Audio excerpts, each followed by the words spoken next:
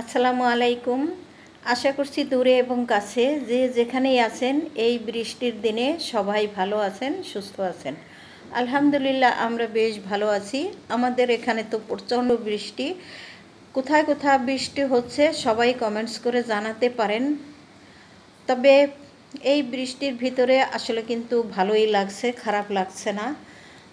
বৃষ্টি রাত থেকে শুরু হয়েছে, আমি আপনাদের সাথে সামান্য একটু শেয়ার করব।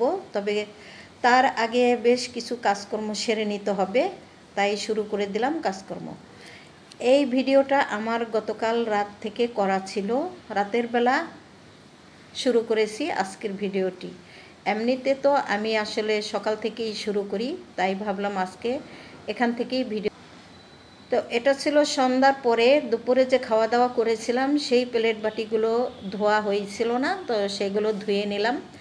পাশাপাশি আমি দুপুরবেলা যে খাওয়া দাওয়া করেছি সেই রান্নাবান্নাগুলো একটু গরম করে রাতের জন্য নিতেছি, এই আর কি। তো প্লেট বাটিগুলো ধুয়ে এখন আমি শেলফের ভিতরে গুছিয়ে রাখলাম। আর এদিক থেকে আমি হলো কড়াইতে ডাল গরম করে দিচ্ছি। কারণ হচ্ছে এখন আর কড়াইতে আমি ডাল রাখবো না, এখন আমি বাটিতে বেড়ে একবারে ডাইনিংয়ে নিয়ে চলে যাব, রেডি করে রাখবো। রাতের বেলা এসে সবাই যেন সুন্দরভাবে ঠিকঠাক মতো খেয়ে নিতে পারে। তো দুপুরবেলা ঘন ডাল রান্না করেছিলাম, একটু গরম করে নিলাম। আর মাছ রান্না করেছিলাম হলো কচুর মুখি দিয়ে, তো সেটাও একটু গরম করে নিলাম। আর যেহেতু কচুর মুখি দিয়ে মাছ রান্না করেছি, ছেলেরা ওইভাবে দুপুরবেলাতেই খায়নি, তো এখন ভাবছি যে একটু শুটকি রান্না করব। তো শুটকিটাও কিন্তু আমি দুপুরবেলাতেই ভাবেই হোক রান্নাটা আমার করা হয়নি, তো রয়ে গেছে। এদিকে ভাত বসিয়ে দিয়েছি রাতের জন্য, ভাতটা হয়ে আসছে বা হয়ে গেছে। এখন আমি ভাতটা মার গেলে নিব, আর পাশাপাশি আমি হলো শুটকি ভুনাটা করে নেব। এটা ছিল লইট্টা শুটকি, বেশ কিছু শুটকি এনেছিল চিটাগাং কক্সবাজার থেকে আমার ছেলে। তো সেখান থেকে আমি বেশ কিছু শুটকি সবাইকে দিয়ে দিছি, আর সামান্য কিছু শুটকি আমার জন্য রেখেছিলাম। এই ছিল শেষ শুটকিটাও আমি এখন রাত্রেবেলা রান্না করে নিলাম। তো এখানে বেশি কিছু দেইনি, রসুন আর হলো পেঁয়াজ আর শুটকি আগে আমি তেলে ভেজে নিলাম। তো শুটকি রান্নাতে একটু রসুন বেশি দিলেই ভালো হয়, সেভাবেই দিয়ে নিয়েছি। আর এখানে হলুদ, মরিচ, ধনিয়া গুঁড়া দিয়ে রান্নাটা করে নিব। আসলে শুটকিতে আদা রসুন বাটা দিতে হয় না, আদা রসুন বাটা দিলে একটা অন্যরকম গন্ধ হয়ে যায়। যাই হোক, রসুনের পরিমাণটা একটু বেশি দিলেই যথেষ্ট। তো একেবারেই ভুনা ভুনা করে নিলাম শুটকিটা আমি, দেখতেই পাচ্ছেন। তো এখনও পর্যন্ত রান্না শেষ হয়নি, আরও কিছুটা পানি দিয়ে একদম সুন্দর করে শুটকিটা আমি ভুনা করে নিব। এই তো হয়ে যাবে আমার শুটকি রান্না। রাতের জন্য এই 3 রকমের খাবারই আমাদের ছিল। যাই হোক, রাতের খাবার শেষ করে ফেলেছি আমরা। তো এখন হলো রাতে খাওয়া দাওয়া করে শুয়ে পড়েছিলাম, তারপরে এখন সকালবেলা আবার চলে আসলাম আপনাদের সাথে একটু কাজকর্ম শেয়ার করার জন্য। রাতেই বাজার এনেছিল আসার সময়, সামান্য কিছু বাজার আমি এখানে আর কি নামিয়ে রেখে দিয়েছিলাম ডাইনিংয়ে, কলা, সেই সাথে আলু আর ডিম। তো এখান থেকে বেশ কিছুটা ডিম আমি আজকে সকালের নাস্তার জন্য নিয়ে গেছি আসলে রান্নাঘরে। এই তো দেখতেই পাচ্ছেন, সকালের জন্য আমি খিচুড়ি তৈরি করেছি, তো ছেলেদেরকে ডিম ভেজে দিব। আর হলো পাশে একটু ওই শুটকি ভুনা আছে, ওটা দিয়ে খিচুড়িটা খেয়ে নেওয়া। তো ছোটো ছেলেকে দিয়ে দিলাম 2টা ডিম ভেজে, আর বড় ছেলের জন্য একটাই দিলাম, কারণ ও অল্প একটু খাবে বলছে, তাই তো ওকে একটা ডিম দিয়ে দিয়েছি।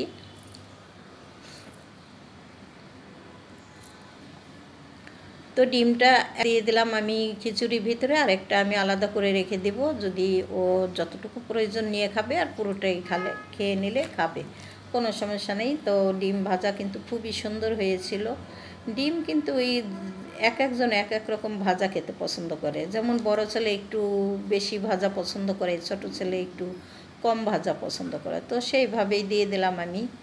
এই তো শুটকি ভুনাটাও দিয়ে দিলাম, যদি খায় খাবে, আর সেই সাথে সরিষার তেল নিয়ে নেবে। আর আমার জন্য গতকালকে যে পরোটা ফ্রোজেন করে রেখেছিলাম, সেখান থেকে 3টা পরোটা আমি আসলে ভেজে নিচ্ছি। আমি আবার কলা দেখলে পরোটা হলে আমার ভালো হয়, আমি কলা দিয়ে পরোটা খেতে ভীষণ পছন্দ করি। তো আমার জন্য একটু পরোটা আর কলা নিয়ে নিলাম। তো নাস্তা খাওয়া দাওয়া শেষ করেছি, এরই মাঝে এমন বৃষ্টি শুরু হয়েছে, ভাবলাম আপনাদের সাথেও একটু শেয়ার করি। যেহেতু রাতের বেলা থেকে বৃষ্টি শুরু হয়েছে, তো সেই রকমভাবে তো আর কাজকর্ম করা যায় না। তো কম কাজ করলে তো ভালোই লাগে, কিন্তু পরবর্তীতে কিন্তু কাজ অনেক জমে যায়। তো এখানে আমি আপনাদের সাথে একটু বৃষ্টি শেয়ার করলাম। আর মোটামুটি ঘরের কাজ সমস্ত সবই আমার সারা হয়ে গেছে, এখন শুধু বুয়া এসে বুয়ার কাজগুলো করে যাবে। তো রান্নাবান্না আর আমি আজকে আপনাদের সাথে শেয়ার করব না, বুয়া এসে কি কি কাজ করে সেটাই আপনাদের সাথে শেয়ার করব। বৃষ্টি দেখতে আমার ভীষণ ভালো লাগে, পাশাপাশি যদি ভিজতে পারি তাহলে আরও বেশি ভালো লাগে। তবে ভিজা তো সম্ভব না, কারণ ঢাকার শহর বুঝতেই পারেন, আমরা তো আর নিজেদের বাড়িতে থাকি না যে ইচ্ছা হলো ছাদে চলে গেলাম, ইচ্ছা হলো যেখানে খুশি যা খুশি তাই করলাম। আর বারান্দাতে তো ভিজা সম্ভব না। যাই হোক, আমার বারান্দা দিয়ে আপনাদের সাথে একটু বৃষ্টি শেয়ার করলাম। আর পাশেই মসজিদ আছে, নামাজ পড়তে একেবারেই সহজ, খুবই ভালো লাগে, আজান শোনা যায়।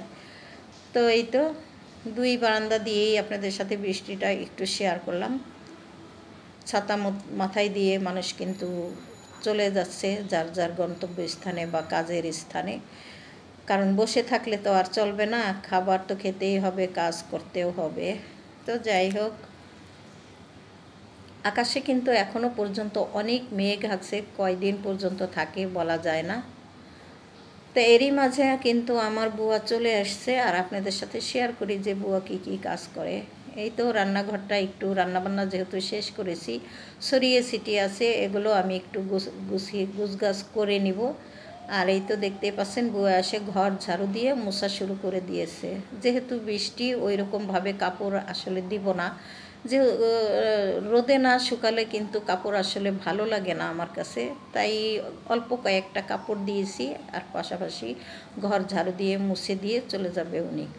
তো আমি যেহেতু অত কাজ করি না, বুয়াকে দিয়েও করাবো না, তবে বুয়ার পাশাপাশি থেকে কাজ করালে কাজগুলো আমার মনে হয় সুন্দর হয়।